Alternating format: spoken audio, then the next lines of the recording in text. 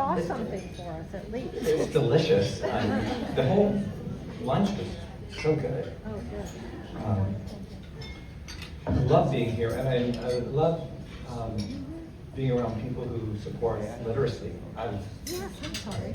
been associated with literacy for a really long time. I worked for the Orange County Literacy Council in 1984 to 86. Oh, what was that sound? Is that good? We're having a little feedback. No. Yeah. Really? Can you hear me? Yeah. No feedback. Feedback is gone. And so I was there for 2 years, and then prior to that, though, I was living on Main Street in Carborough, down from where the Wendy's is. And back then, there were duplexes. They turned it into a commercial building, so I had to leave. Moved to Stinson Street in Chapel Hill. I don't know if anybody knows Stinson Street. Everybody's lived on Stinson Street that I know at some point. You know that road? Like, oh yeah, I stayed there too. And my wife lived on Stinson Street long before we met. And so that people pass through, it's like in different time loops. But I moved there and I needed a job. So I was looking in the Village Advocate, if you remember the Village Advocate, where everything was. And there was this job at the Literacy Council. And I went in to be interviewed, and the address was listed there, and I thought, that's a familiar address. And sure enough, it was the place I used to live.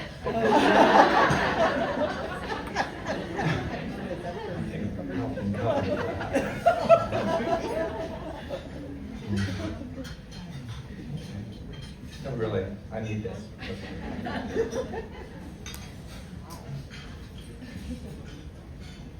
But thank you so much for having me. I love this. I love to talk to you. Today, I want to talk a little bit about a couple of things: teaching, writing, and I'm going to read a little bit too. I teach fiction at UNC, writing fiction, all kinds, intro, intermediate, advanced. It's just a great, living, because that's all I know. I can't teach anything else.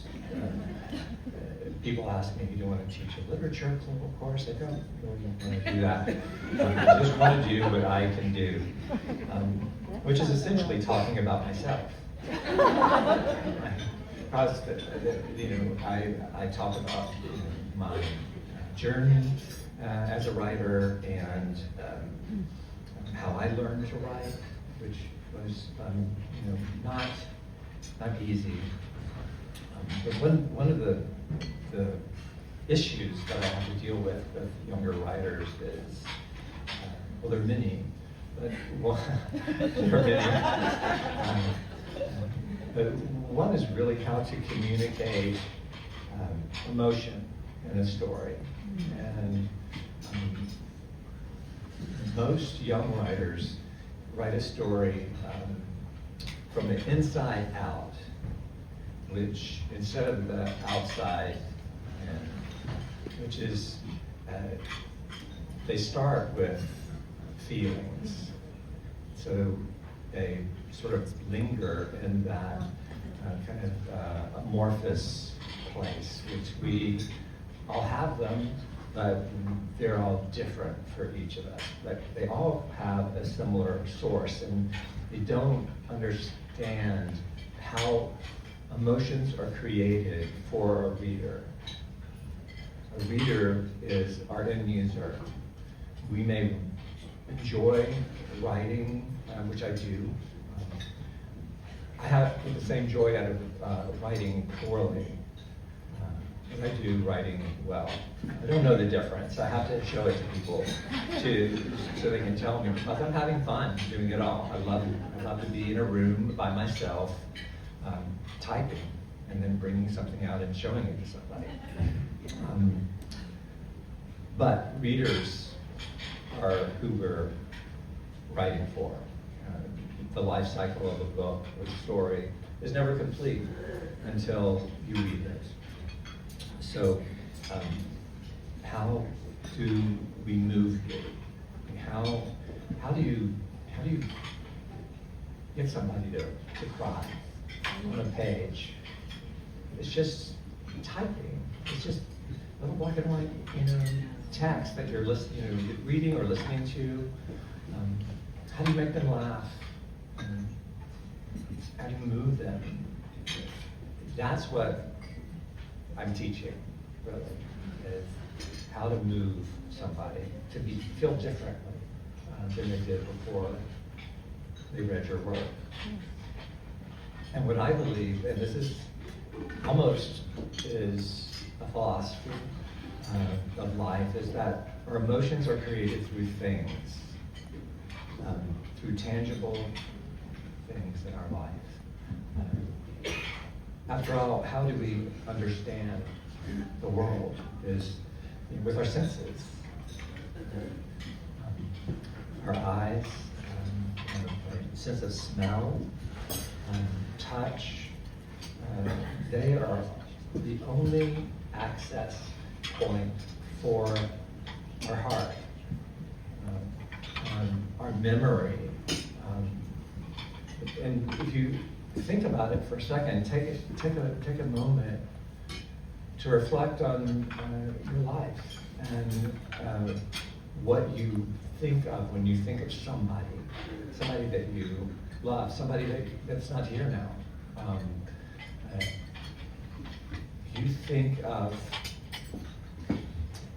the clothes they wore, the jokes they told, the stories. You have a memento, right? That's what they're so important. We have mementos of people, and those are things. The watch, right? The jewelry, this smell. If you're walking downtown, you're walking past a bakery, and you smell something, and you smell bread, right? Bread. Freshly cut wet grass. Every time I smell wet grass, of course, I don't mow.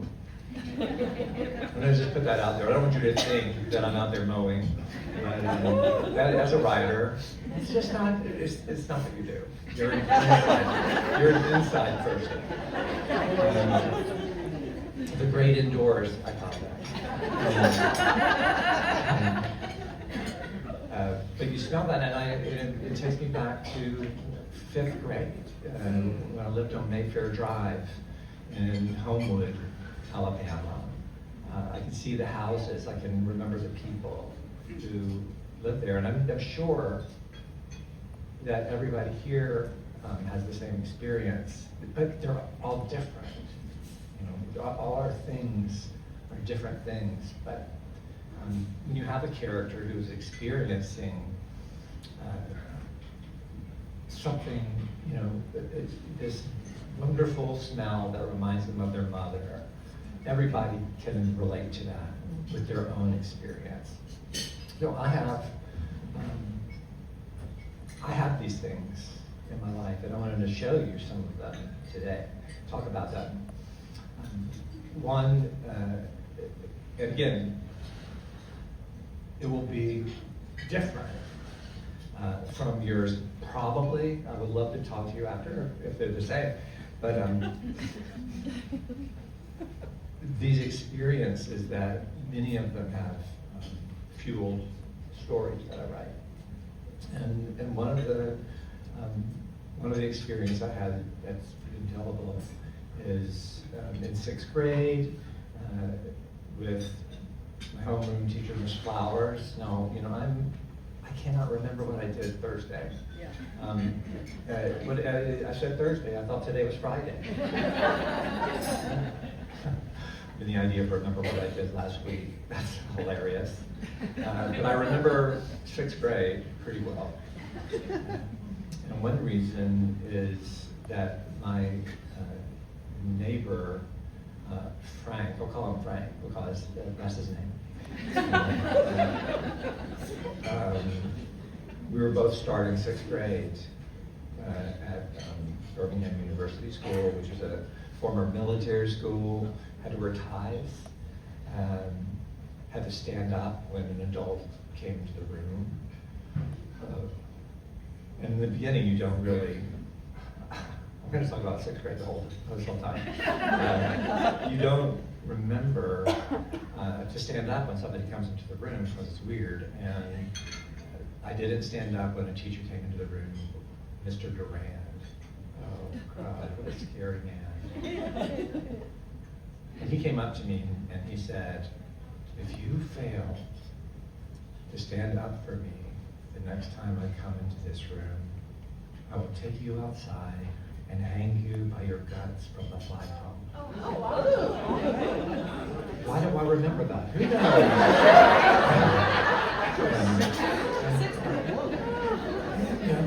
And of course, it resurfaced many years later when I was raising a child. And it really is a positive. You have a 3-year-old. Yeah, try that. Yeah, try that. Try that. Okay, cool. So Frank and I were friends coming in to 6th grade because he lived right across the street. And one of the things that distinguished Frank from everybody else was that he had a glass eye. Nobody had ever seen a glass eye before. The whole idea of it was weird. But every week he would raise his hand, and Mrs. Flowers would call on him, and he said, "Mrs. Flowers, may I go wash my eye?" I mean, everybody knows what happens in class. It just gets dirty, and occasionally, even if you're not looking through it, you can tell. So she usually, yes, of course, you can go wash your eye. Because imagine saying no. You can go wash your eye. Miss Flowers is the nicest person. She went to Randolph-Macon University. How do I know that? Right.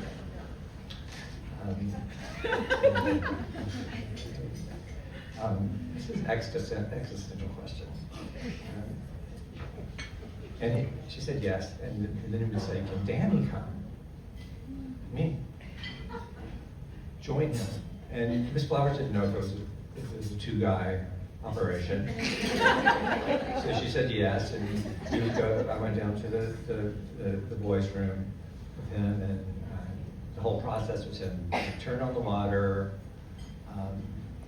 got a paper towel from the dispenser, and then took his eye out of his head and put it under the water and then sitting, and then dried it off with a paper towel and put it back in. And that he just wanted company.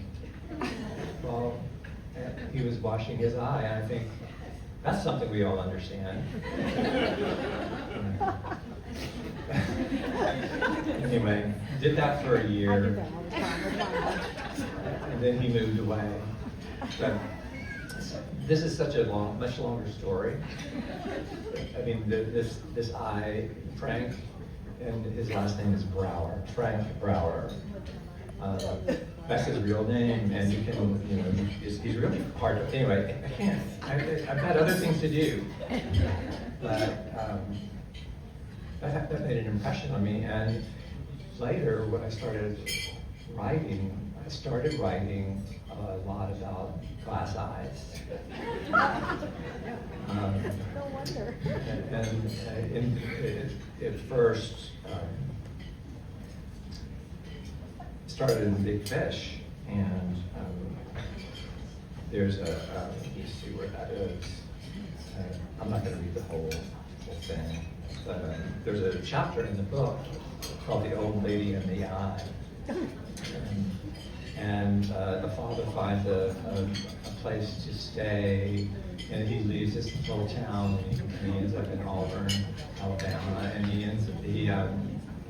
he stays in a house that's owned by this older woman who well, I'll read this part from it.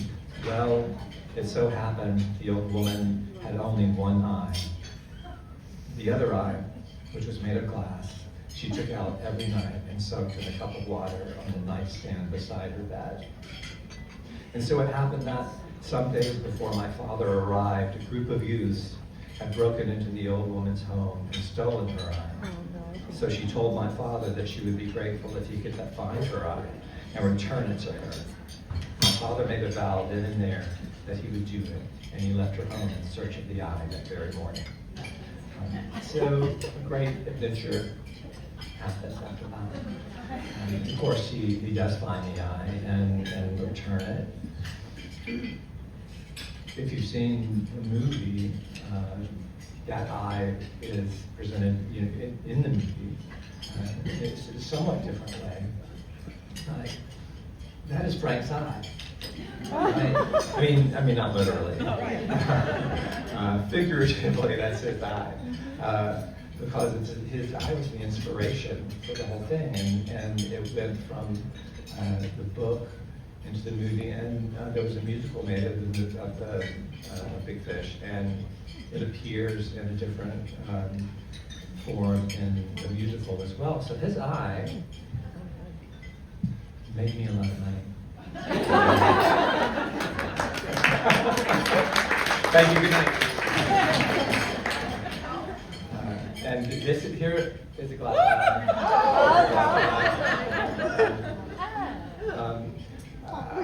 I'll pass it around. I don't know if anybody, you're not all going to be able to get it, I don't think, or maybe we should wait until everybody gets to see it. I'll just wait.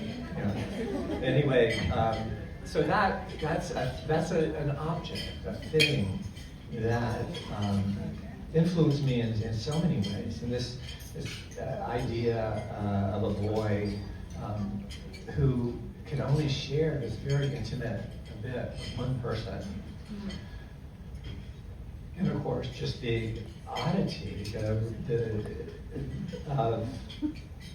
this being in the bathroom with a guy taking his eye out and watching it. So this had a huge impact on me,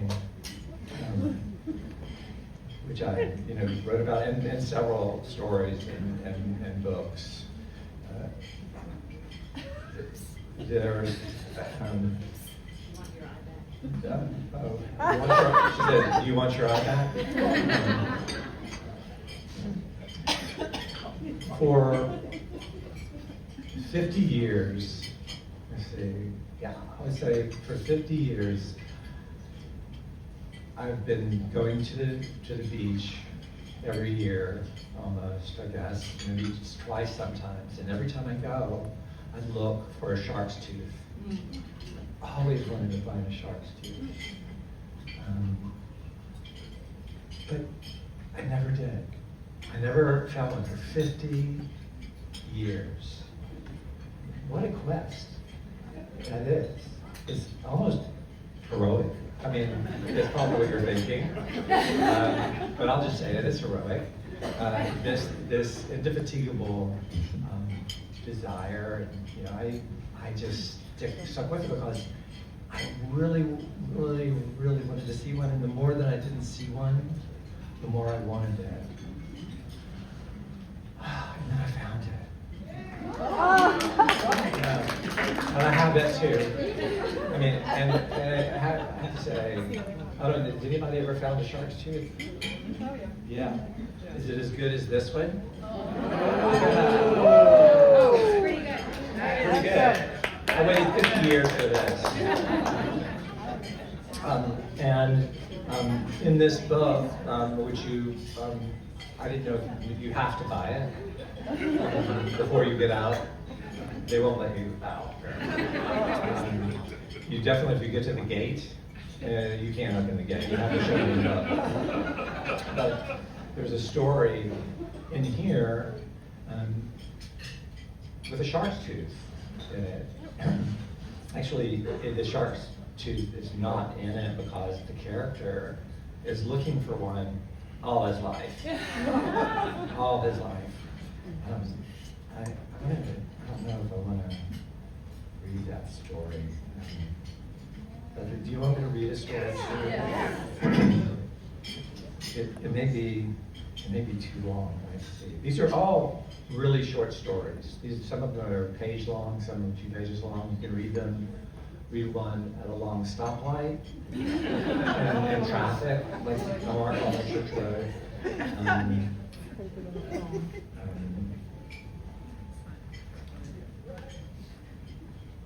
my gosh, here it is. It's called A Walk on the Beach. And it is too long. But I'm gonna read the part where he mentions the shark tooth.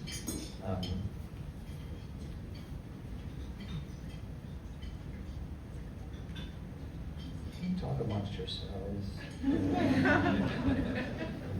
See that eye again. Oh, yeah. See the eye. That's always a good prop, when things are not going well.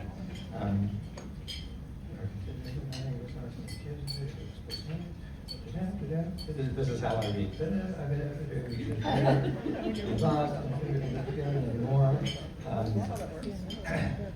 Oh, here it is.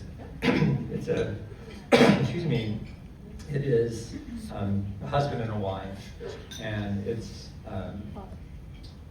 the last walk they're taking on the beach before he is taken on his own to a retirement.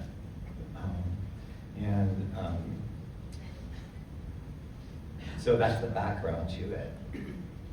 And this is narrated by the woman. We kept walking, and he looked down again, and for some reason, it irritated me. Why in the world do you keep looking at your feet? They don't have shoes on. My feet. No pause this time, his fog was lifting. Ha! I'm not looking at my feet. I'm looking for a shark's tooth. I've been hoping to find a shark's tooth every time I come to the beach for, I don't know, 65 years, but I never have. Oh, I didn't know that for some reason. Another regret? No, he said, no. I'm glad I've never found one.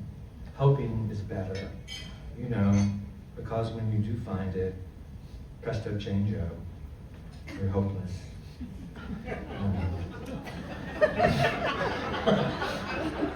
Well, that's not funny. That's very sad. It's a sad story. No, I'm good.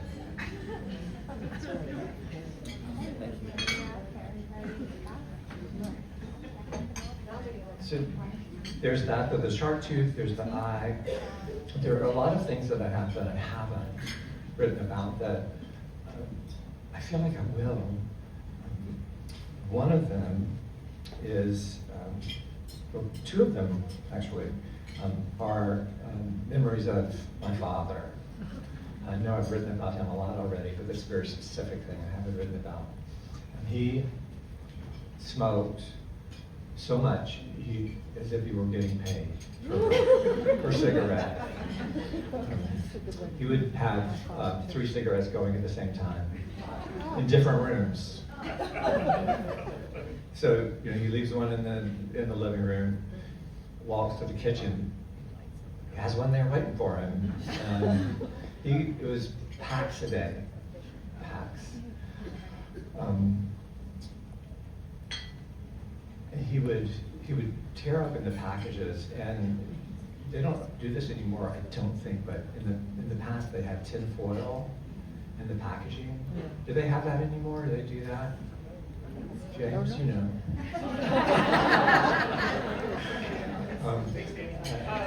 I don't think they do, but he would take that out, and he would start to, while he was at work, he would kind of nervously, or not nervously, but thoughtfully twist it and, until these little strands.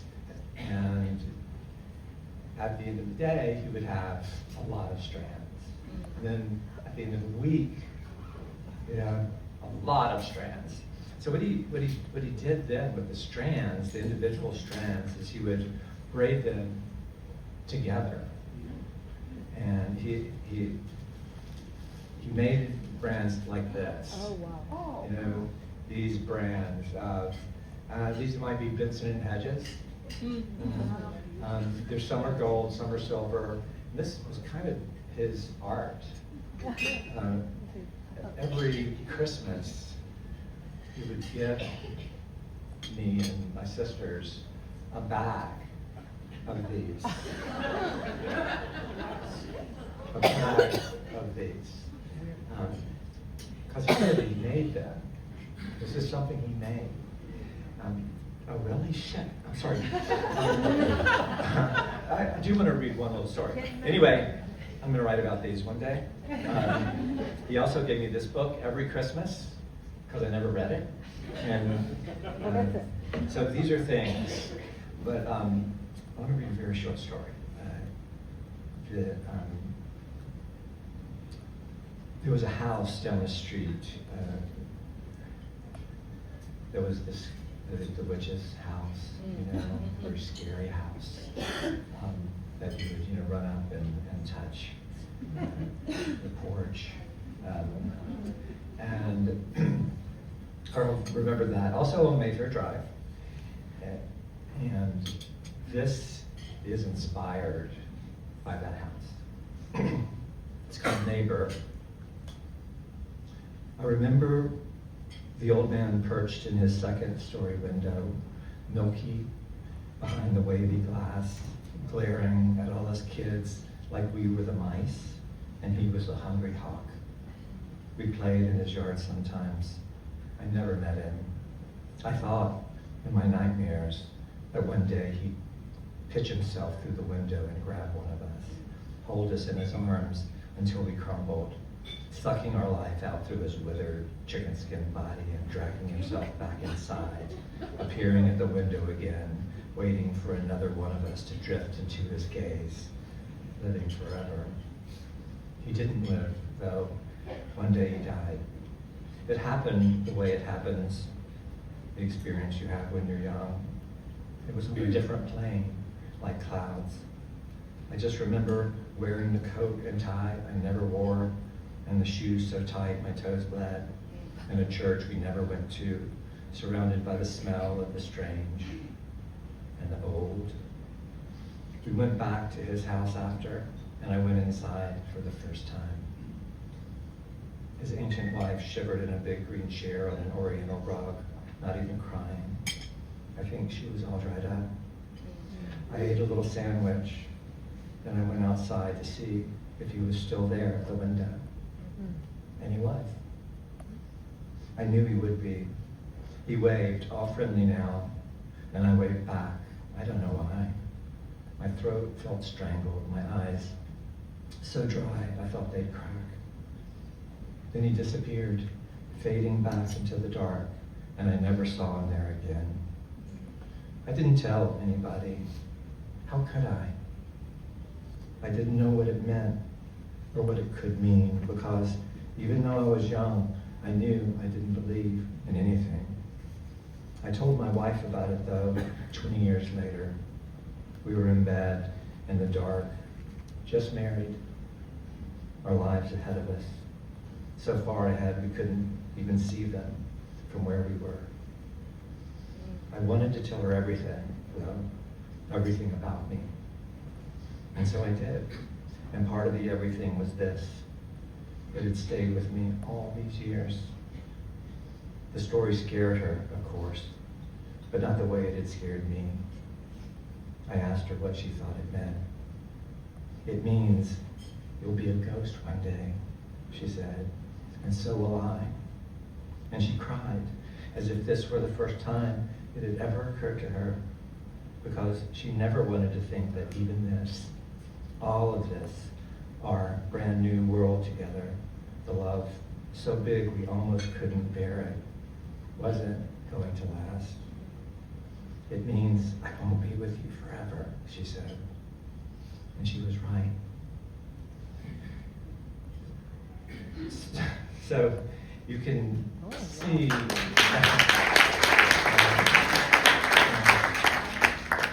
save some of that for when I'm actually done. This spiritual smattering. This is an experience, a sensory experience that I had as a child, which was recast or transformed into a story which has really nothing specifically to do with what actually happened, but that's what writers do, and that's what I want to teach my students how to do, because it's so much more than just a class. You learn about life, and you learn about living, and your own experience becomes so much more valuable when you know that really it's the source of all art. So thank you so much for listening. This is the part where you applaud.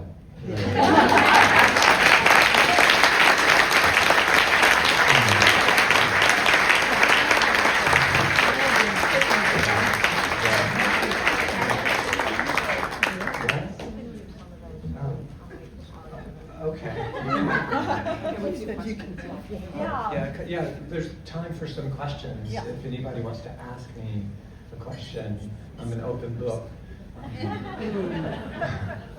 We got a question.